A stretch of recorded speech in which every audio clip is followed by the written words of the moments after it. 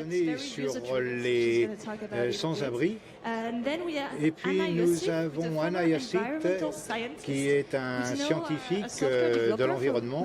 Il a développé un logiciel. Et puis nous avons Eric Mbamachi Gaou, j'ai répété, c'est l'auteur d'une application qui est utilisée en France. Et moi, je suis Adil Maya, je suis une journaliste et consultante en communication et je fais partie de TechFugees. TechFugees, c'est une ONG, enfin une organisation sans but lucratif qui s'occupe des réfugiés, et ceci avec l'aide de la technologie. Donc je crois que nous allons commencer avec Guyana. Guyana, pouvez-vous nous dire quelle est cette banque de données? Eh bien, moi, je viens d'une organisation charitable qui s'appelle Sempre et qui s'occupe des jeunes sans-abri au Royaume-Uni. Nous avons un projet qui s'appelle DataBank et qui utilise une variété d'approches, le data, le numérique et un certain nombre d'approches pour aider les gens qui sont sans abri. Dans le projet dont nous parlons aujourd'hui, c'est une helpline, c'est une qui aide les sans-abri, mais nous avons aussi d'autres projets. Nous avons un site web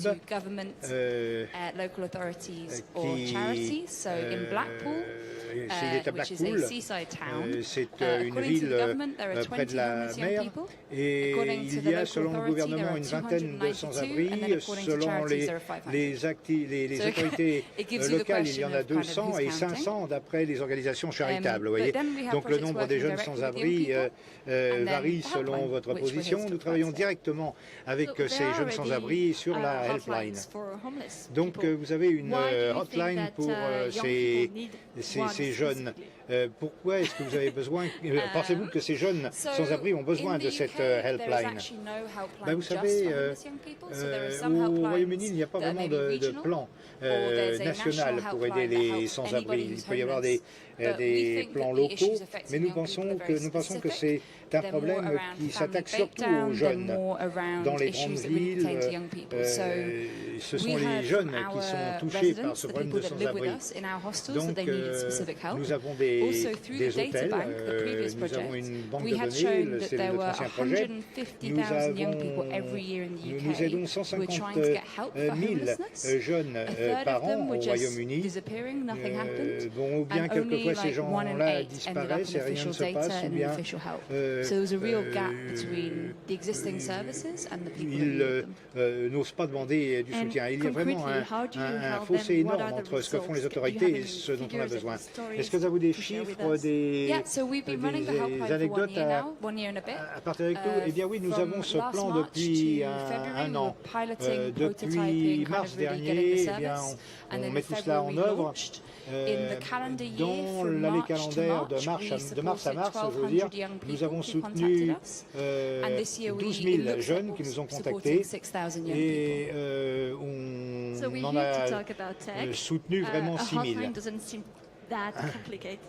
Tout cela ne me semble pas très compliqué, mais qu'est-ce qui vous... comment est-ce que vous utilisez la technologie, si vous voulez, pour ce faire? Bien, je pense que la technologie, c'est juste ce que l'on voit. Vous voyez un site web, mais c'est aussi ce qu'on ne voit pas. Et c'est ce qui prévaut dans beaucoup de villes. Donc, ce Planistic, on l'utilise de deux manières. C'est un système le cas est automatiquement redirigé vers les personnes concernées, ou bien on peut avoir des contacts en ligne. Donc nous avons des gens en ligne ou au téléphone, et Tech, c'est la direction dans laquelle nous nous dirigeons. À l'heure actuelle, on essaye de tester le web chat pour les jeunes qui ont besoin d'aide. On a des interfaces basées Tech également. Et puis, on a un chatbot. Ce chatbot répond à certaines questions automatiquement.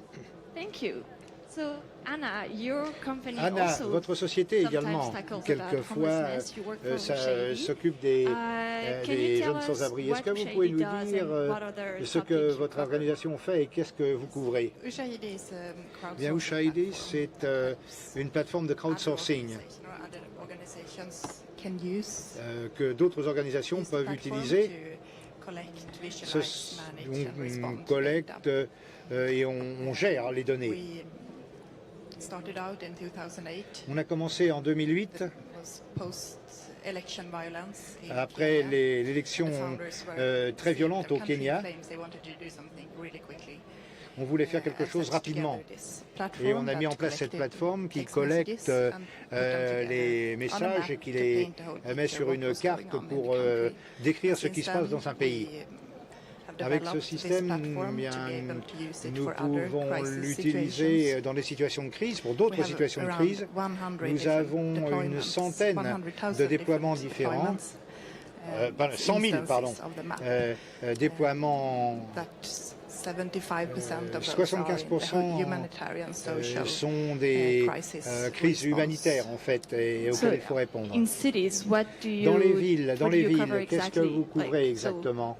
Je sais que vous occupez des sans-abri, mais vous occupez aussi d'autres formes de violence. Oui, par exemple, on a ce projet-là. Ce projet se concentre sur les sans-abri. On collecte des ressources matérielles et immatérielles. Et ces ressources sont utilisées aussi bien par les sans-abri que par d'autres organisations qui ont besoin de trouver une aide.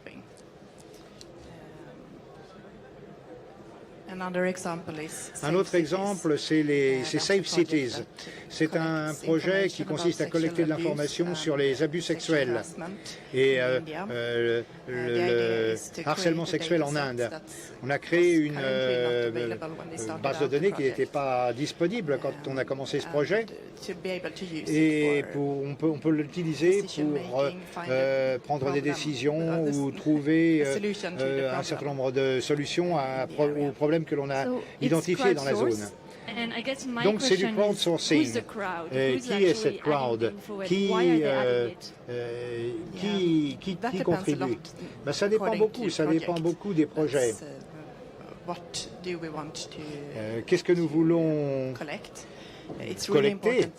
C'est très important, avant de commencer à lancer un projet de crowdsourcing, de savoir exactement ce que l'on veut faire, de faire cette recherche. Est-ce que nous voulons trouver les gens qui sont dans le besoin? Est-ce que c'est un projet de plus grande échelle comme Safe City qui se concentre sur la description d'une situation et les solutions à y apporter? Tout dépend du projet, en fait. Et lorsque vous avez cette information surprenante, qui l'utilise, cette information? Est-ce que ce sont des organisations? Est-ce que ce sont des individus? Est-ce que vous êtes payé pour cela? Nous ne collectons pas les données pour nous-mêmes. C'est les organisations qui collectent ces données. Nous, on ne fait rien, en fait, avec ces données-là. Avant de leur demander ce qu'il faut faire. Ces données sont utilisées, ça aussi, ça dépend du projet, et des zones sensibles. On peut trouver, par exemple, les gens qui sont dans le besoin immédiat. On peut aussi l'utiliser pour la recherche, pour des développements stratégiques. Voilà ce que nous faisons. Formidable, merci. Maintenant, peut-être passons à Eric.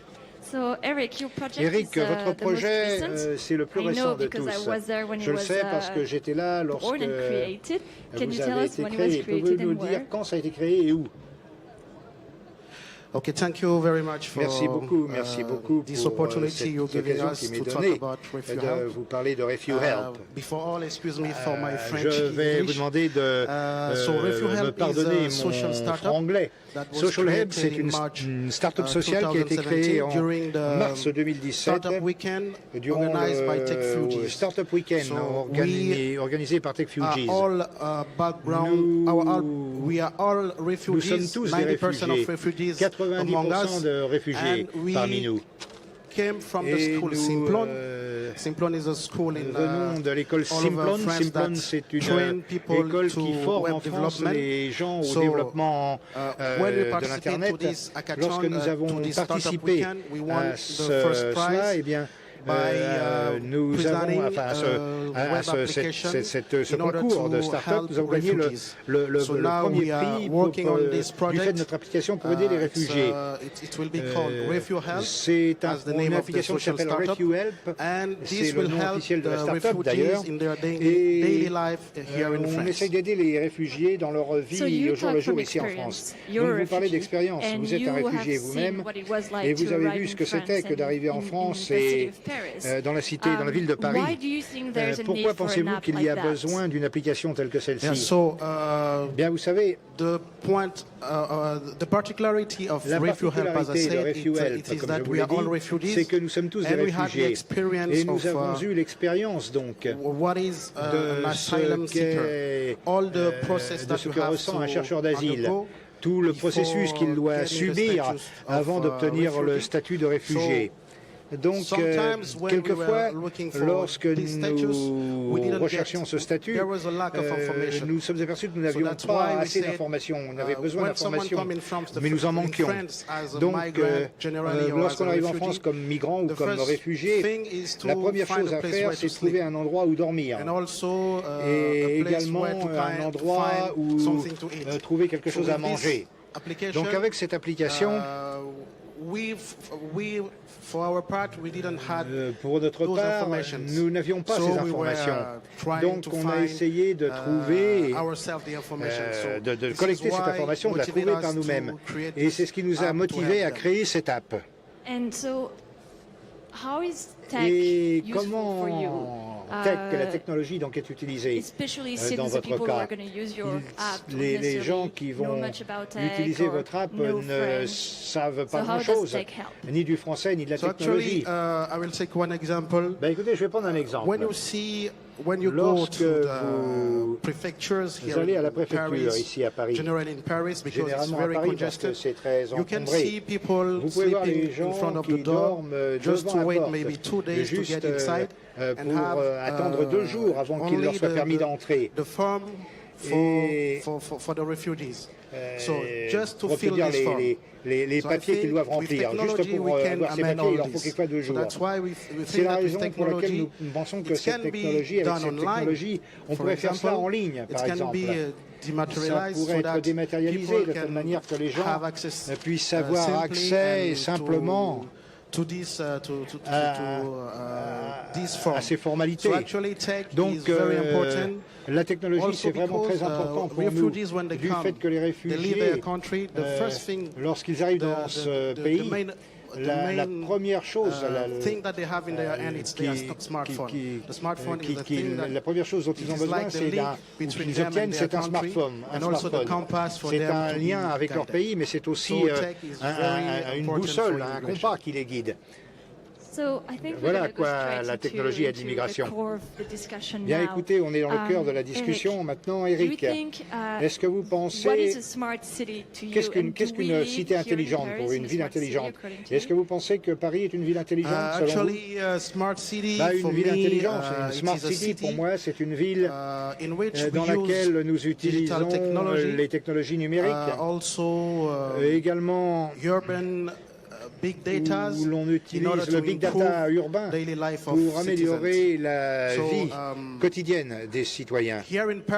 Donc ici à Paris, est-ce qu'on vit dans une ville intelligente, dans une smart city? Ben, je pense qu'on est sur le bon chemin. On est sur le bon chemin. En fait, nous sommes tous engagés dans ce défi, parce que nous sommes tous des citoyens, donc nous sommes tous concernés.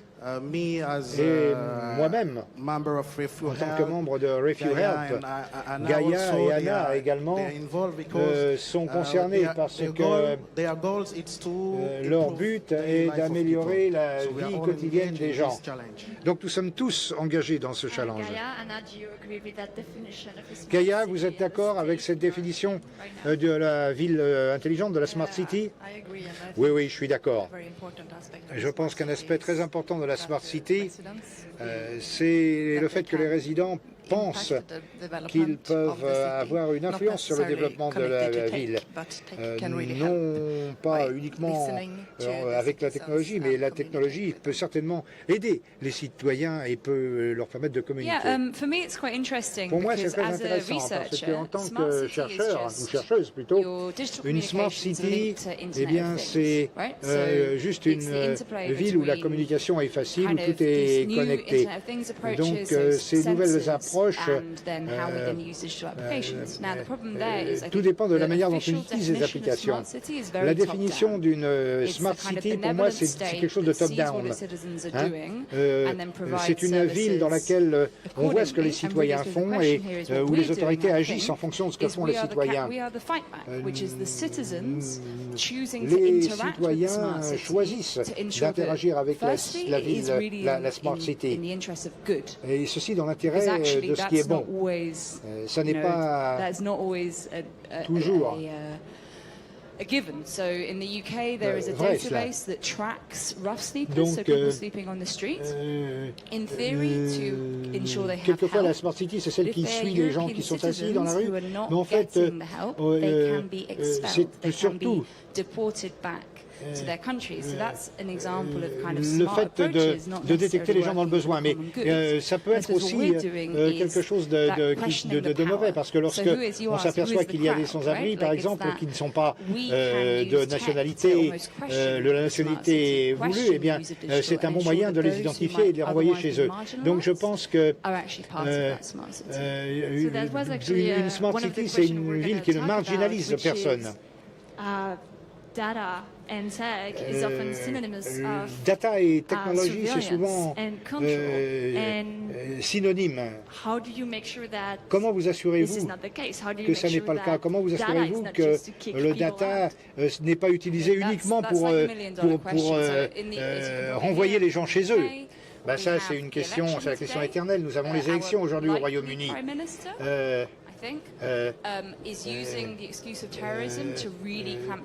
Est-ce que le Premier ministre, je pense que ce sera Theresa May, va utiliser la technologie pour combattre le terrorisme, juste pour renvoyer les gens chez eux, ou bien pour essayer de trouver des moyens de décrypter les messages. Je crois que les gens doivent être suffisamment éduqués, suffisamment ouverts à différentes options, de telle manière qu'ils puissent comprendre ce qui leur est offert et qu'ils puissent choisir. Je pense que la technologie, ça n'est pas seulement la surveillance. La technologie, c'est quelque chose qui peut permettre la coopération, mais c'est aussi quelque chose aussi qui peut permettre le profit. Donc je crois qu'il faudrait un équilibre des pouvoirs, si j'ose dire, et entre la disponibilité des données et la manière dont ils sont utilisés. La base de données que Barma a créée, utilisée pour renvoyer les gens qui sont du mauvais côté de la frontière, je pense que ça, c'est quelque chose d'horrible. Et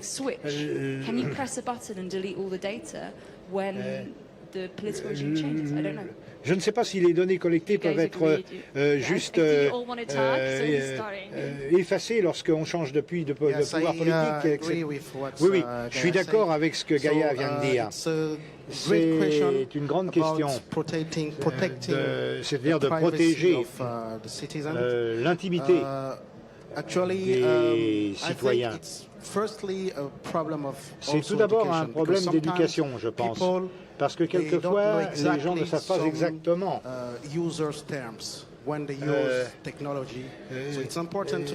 ce qu'ils font lorsqu'ils utilisent la technologie.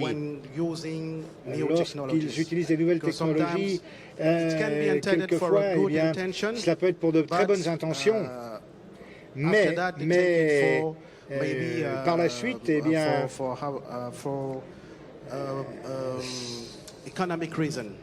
cela se transforme en raison économique. Donc il devrait d'abord, j'essaye de donner, si vous voulez, de trouver des solutions à cela. Il faudrait déjà former les gens, les éduquer à ce que nous faisons avec les nouvelles, ce qu'ils peuvent faire avec les nouvelles technologies. Et puis aussi, il faudrait essayer de trouver une loi adaptée pour traiter de ces problèmes dans l'ensemble du monde. Donc le gouvernement a un rôle à jouer, c'est ce que vous dites. Oui, absolument.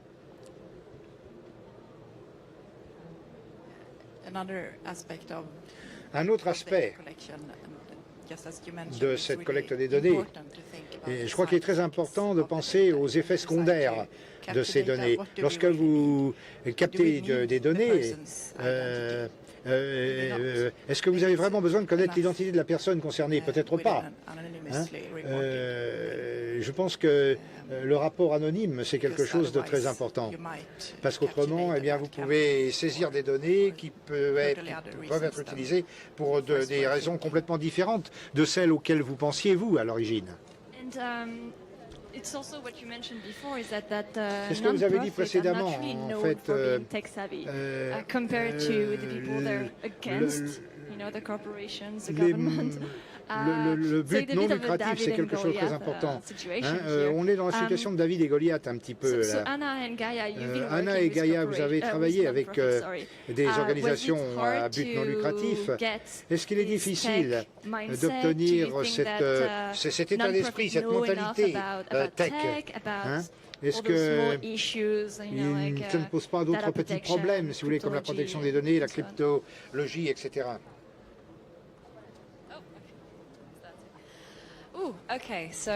Oui, eh ben, écoutez, est-ce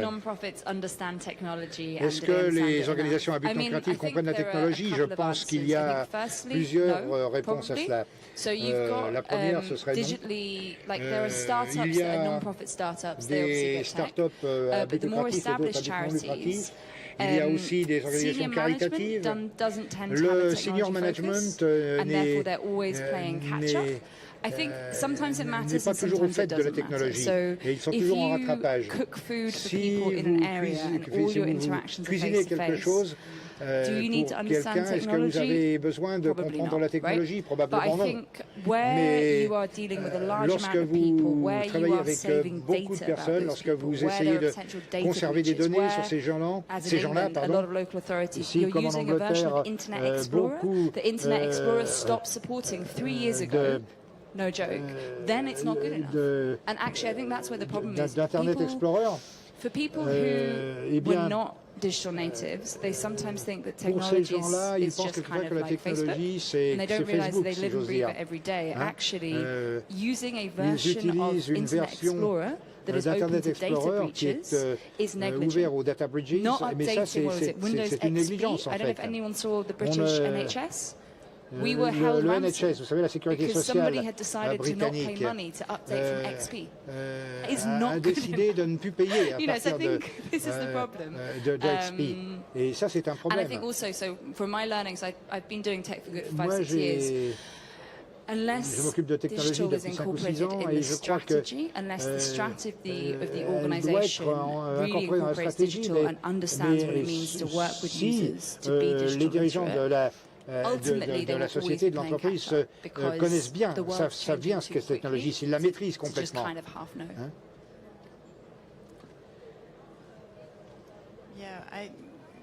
Bon, peut-être j'ai rencontré des utilisateurs très intéressés lorsque je travaillais, mais je suis surpris du côté entêté des utilisateurs. Et je suis surpris qu'ils continuent, même s'ils ont des échecs et s'ils n'ont pas tout compris. Ça, c'est vraiment très impressionnant. Et c'est ce qui se passe avec beaucoup d'organisations à but non lucratif. Les utilisateurs sont des individus dans les organisations à but non lucratif. Et voilà. So I think that's quite interesting. So the issue of individuals with non-profits who are driving the change, I think, is definitely correct. D'individus qui mènent le changement. Je suis l'une des illustratrices et je n'arrive pas à mettre au niveau. Et en fait, mon équipe mène à la stratégie de l'organisation à but lucratif et nous avons des équipes qui aident d'autres organisations à but non lucratif. Ça fait partie de notre stratégie en fait qu'il y a des individus individus qui créent le changement et qui ont besoin de professionnalisation. Et c'est eux qui deviennent les leaders professionnels et qui mettent les choses en place. But actually, maybe you can answer another question. Vous pourrez peut-être répondre à une autre question. Eric parle de tech. Au sein de l'organisation, il y a l'autre problème de tech. Au sein des clients, ceux qui ont besoin de l'aide. Est-ce que c'est difficile d'aller expliquer aux réfugiés comment l'application fonctionne et qu'ils seront en sécurité, que ces données ne seront pas volées? Quelle est votre expérience? Before starting developing the project, avant de commencer à développer ce projet, on a eu l'occasion de rendre visite 500 refugees in Paris. 500 réfugiés à Paris qu'on a vus, qu'on a rencontrés grâce à M. Jacques Attali et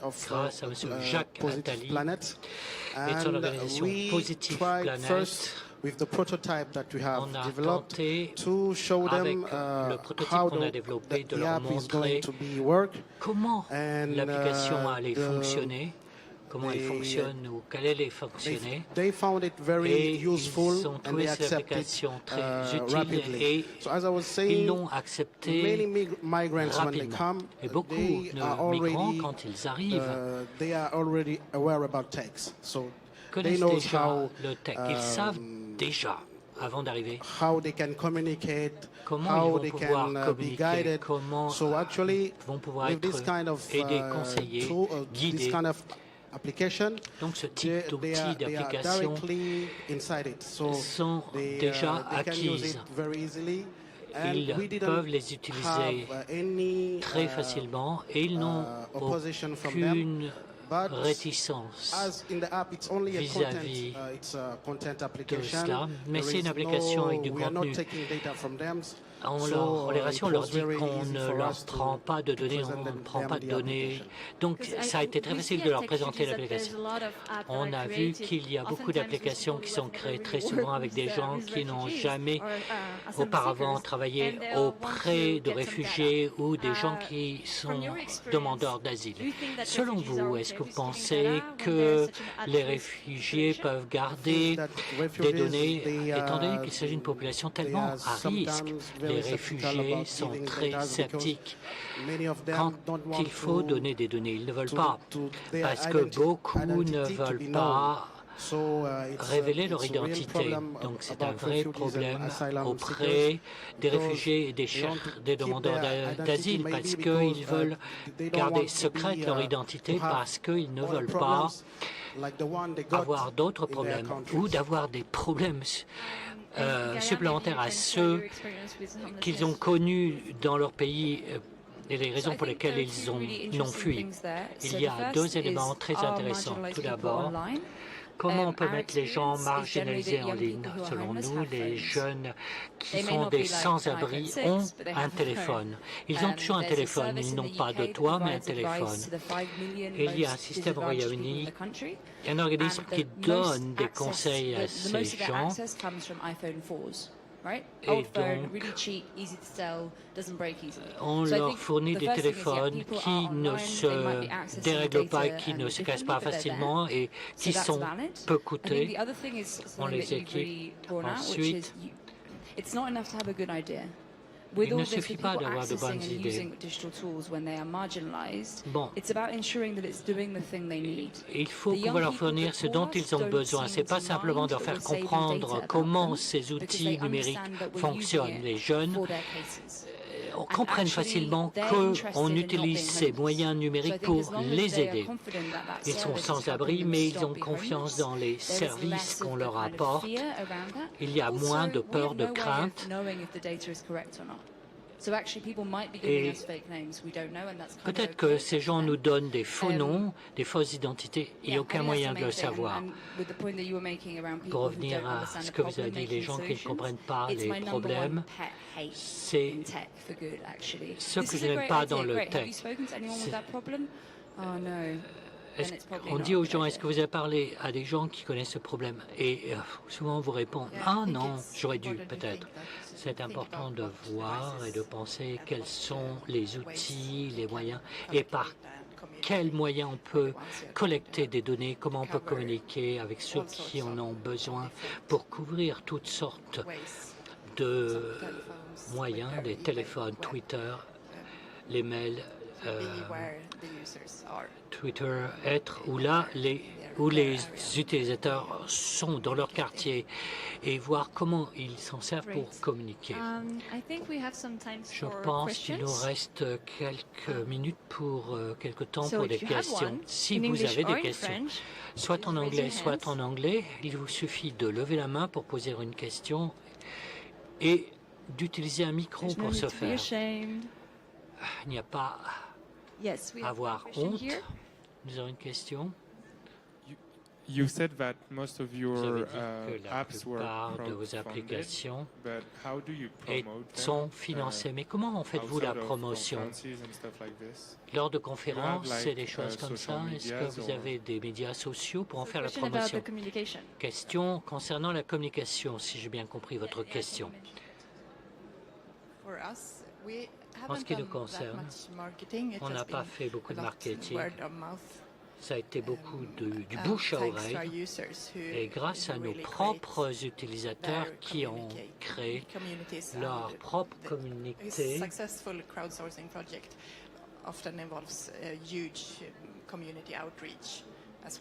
Mais nous avons pu atteindre beaucoup de personnes dans la communauté. C'est ainsi que nous avons fait connaître notre nom, surtout le bouche à oreille, pas vraiment numérique, pas très qualifié, pas une grande expertise si c'est du bouche à oreille.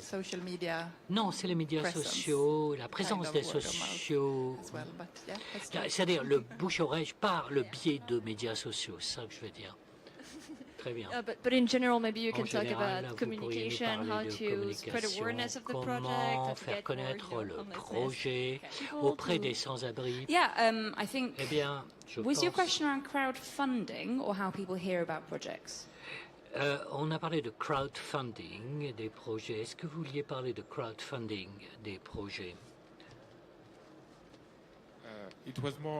Non, la question est de savoir comment les gens entendent parler du projet, c'est-à-dire l'étape précédant le crowdfunding. Ça dépend vraiment de projet à projet, ça diffère le projet qu'on a mis au pied. À Saint-Point, on a utilisé 3 processus différents. Notre outil, c'était pour des jeunes personnes qu'on a abordées face à face dans les auberges de jeunesse qu'ils quittaient pour aller Dieu sait où. En ce qui concerne les téléphones rouges qu'ils peuvent appeler, ça a été financé par des organisations caritatives. En ce qui concerne les applications, il y a une organisation téléphonique qui nous paye 50% des coûts de la stratégie, tandis qu'on travaille auprès de jeunes. C'est le marketing en ligne, mais hors ligne, offline. Et il faut mieux connaître, pour mieux connaître ce qui mène vos utilisateurs à l'outil. On parle dans notre publicité, donc il y a un élément de bouche à oreille, alors que avec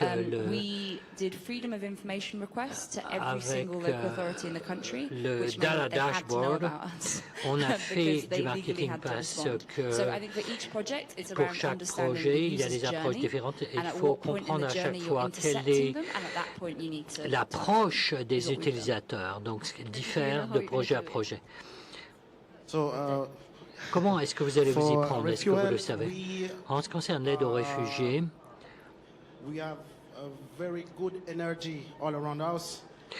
nous avons des tonnes d'énergie. Nous sommes motivés. Nous utilisons les médias sociaux pour parler de nos projets. Nous participons également à des conférences, par exemple. Nous avons une conférence le 16 juin organisée par nous qui sera à Liberty Living Lab, c'est gratuit. Nous pourrons y parler de notre projet. Comme je vous le disais, nous avons des tonnes d'énergie, il y a beaucoup de gens qui nous aident et les choses avancent rapidement. Donc on est sur le bon chemin du développement. On utilise des conférences et les médias sociaux pour mieux se connecter aux gens afin de mieux faire connaître ce projet. Mais vous ne rencontrez pas beaucoup de réfugiés lors de ces conférences. C'est vrai, bon. Mais comme je vous l'ai dit, quand on teste le projet, on est allé les voir à ce moment-là pour les tests.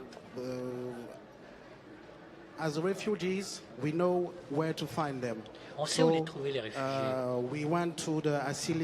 Alors on est allé au refuge où ils se trouvent pour leur parler du projet directement.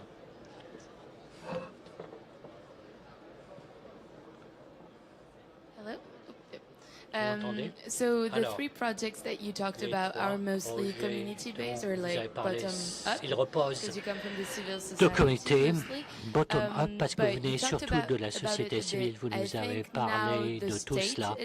Je pense que l'État maintenant voudrait utiliser le tech pour éviter la violence avec des technologies de reconnaissance faciale.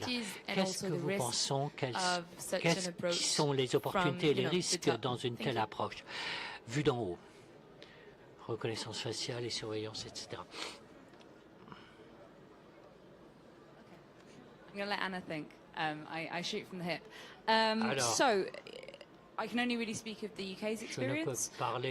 We have a great department in government called the Government Digital Service that's all about making the government digital by default. And I think the obvious opportunities there are scale, so they're able to run more services more efficiently. I think that they can be more responsive. A lot of the actual ideology underpinning the government digital service is around being like us, user-centered, data-driven, and using digital c'est-à-dire s'occuper des données. Et je pense que les risques concernent la surveillance, le contrôle, et il faut que les gens comprennent quelle est l'utilité.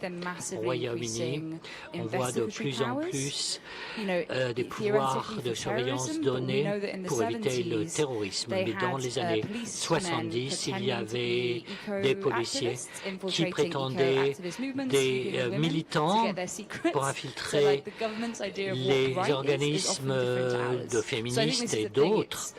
Donc c'est un peu la même chose, une crainte. Il faut que les agences gouvernementales deviennent plus familières avec les technologies, les nouvelles technologies. Bien sûr, il y a un risque quant à la façon dont ils vont décider de les utiliser. Il y a ceux qui nous disent qu'ils veulent s'en servir pour protéger les citoyens, mais il faudrait savoir ce qu'ils recherchent. Ils nous disent qu'ils veulent trouver des brèches et je pense qu'ils veulent pouvoir utiliser les technologies pour le bien. Je crois qu'il faut leur faire confiance, qu'ils vont utiliser les technologies pour améliorer la sécurité des citoyens, mais je crois qu'il faut rester vigilant en matière de droits de l'homme vis-à-vis. Il faut trouver un équilibre entre les droits de la plupart des gens, mais également et les besoins également que la police a. Je vois encore une main se lever pour une question. J'ai une question. Vous nous avez dit que vous tous, vous avez dit que la population que vous ciblez sont connectés, qu'ils ont déjà des smartphones, c'est-à-dire que vous pouvez les joindre, les connecter, les rejoindre. Est-ce que vous voyez un moyen d'utiliser le tech afin que vous puissiez atteindre des populations qui ne sont pas connectées, des populations pauvres? Est-ce qu'il y a des moyens pour que vos actions puissent aider les gens qui ne sont pas numériquement connectés? Essentiellement, c'est une bonne question. Merci. L'app qu'on est en train de créer, on a dû être confronté à cette question, nous aussi. Tout d'abord, ce sera une application web pour les gens qui sont connectés. Par cette connexion, sans connexion, vous ne pourrez pas avoir connexion à cette application. Mais on veut que les gens puissent la télécharger, même s'ils n'ont pas de connexion, même si ces gens ne bénéficient pas d'un accès à Internet. Le vrai problème, c'est que on a des points d'accès Wi-Fi partout en France. Pour télécharger l'application, ça ne va pas être très difficile. Ils pourront le faire facilement. Il faut qu'ils aillent dans des endroits avec des connexions gratuites qui se trouvent un peu partout à Paris et même dans toute la France. On ne les a pas oubliés, on a pensé à eux. Et donc, ce sera sur des applications hybrides, ils pourront les télécharger et ils pourront les télécharger même s'ils n'ont pas de connexion.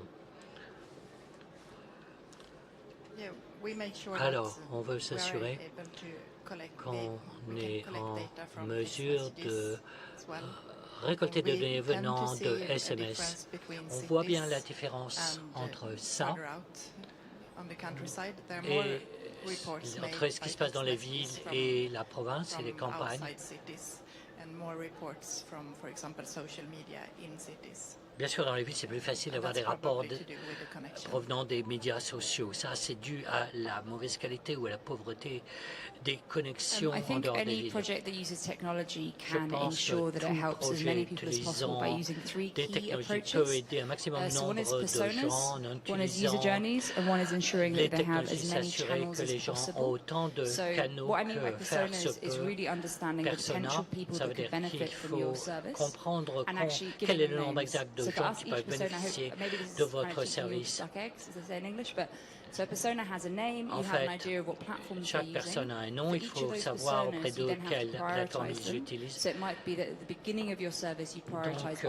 au début, il faut prioriser ceux qui n'ont qu'une connexion, mais il faut un parcours d'utilisation pour les nouveaux venus pour leur apprendre à son service.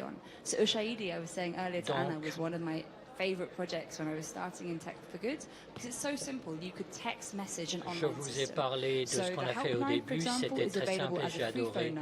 Le TechLine, c'est utilisable comme un numéro de téléphone gratuit. Ça veut dire qu'on peut nous contacter de partout, vous pouvez nous envoyer des SMS et vous pouvez nous contacter en ligne.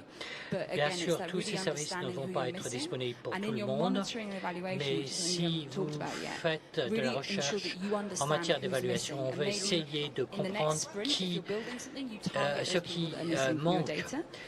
Et ce que nous faisons aussi, c'est qui pourrait être tout à fait utile pour d'autres projets, c'est-à-dire des tiers peuvent nous contacter. C'est peut-être pas uniquement la personne, le jeune lui-même, mais un tiers peut nous contacter en leur nom et on peut les aider également. On a eu des appels de gens qui disent « je suis à côté d'un sans-abri ». Alors, qu'est-ce que je dois faire? C'est mieux que l'utilisateur nous contacte lui-même qu'un tiers, mais on ne peut pas empêcher un tiers de nous appeler, d'utiliser ce moyen. Je ne sais pas si vous avez traité de ce sujet auparavant. Je voulais simplement savoir comment traitez-vous du problème du filtre avec des rapports rejetés, des rapports inadaptés toutes sortes de choses. Par exemple, je prends un exemple grossier. Si quelqu'un veut ennuyer ou créer des problèmes à quelqu'un qui veut essayer de manipuler les données, est-ce que vous croyez qu'il y a des failles? Est-ce que vous avez tenté de contrôler cela, de remédier à cela? Dans le projet crowdsourcing, les gens doivent choisir entre... Il faut que les gens puissent valider les données avant qu'elles ne soient données au public ou publiées. C'est une façon de sécuriser les choses, pour s'assurer que les données sont justes. Mais on ne peut pas savoir si on collecte des données de façon anonyme ou pas. So, I mean, the main risk that we have would Le be that risque somebody principal tries qu'on a, c'est que quelqu'un find out information about a essaie de young trouver des person that they have no informations right to find sur out un about, jeune, so they impersonate a informations young person, auxquelles would be ils n'ont a pas case droit that we have a d'accès. protocol for.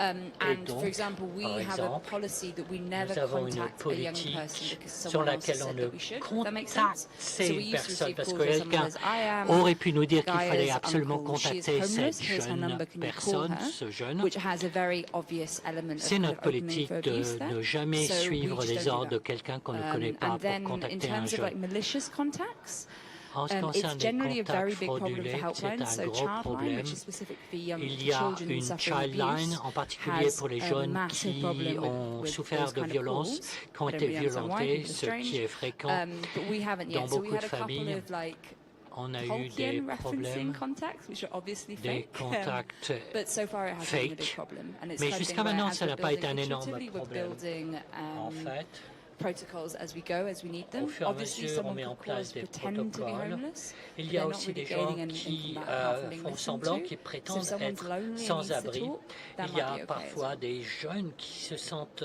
solitaires, qui sont dans la solitude et Actually, qui ont besoin de we don't parler. collect data En fait, at on RefuHelp, ne collecte pas but, de in données the chez future, nous, we're mais à going l'avenir, to implement on va mettre en place chatbox, chat with des chat among refugees, robots and also entre les with refugees réfugiés and people et entre who are les réfugiés aware of et this des gens topic. qui So, sont au courant at de this ce moment, thème, qui I sont think familiers it will be a de great ce question thème. to answer Et about je that. crois qu'à l'avenir, ça va time être for une one question more question? importante. Je crois qu'il nous reste un peu de temps pour une toute dernière question. Non? Pas de dernière question? Okay. Alors, très bien. Well, Parfait. it's nice having you here. Thank you for all the On great était questions. ravis de vous voir si nombreux ici. Merci pour toutes ces excellentes questions. Merci et à bientôt.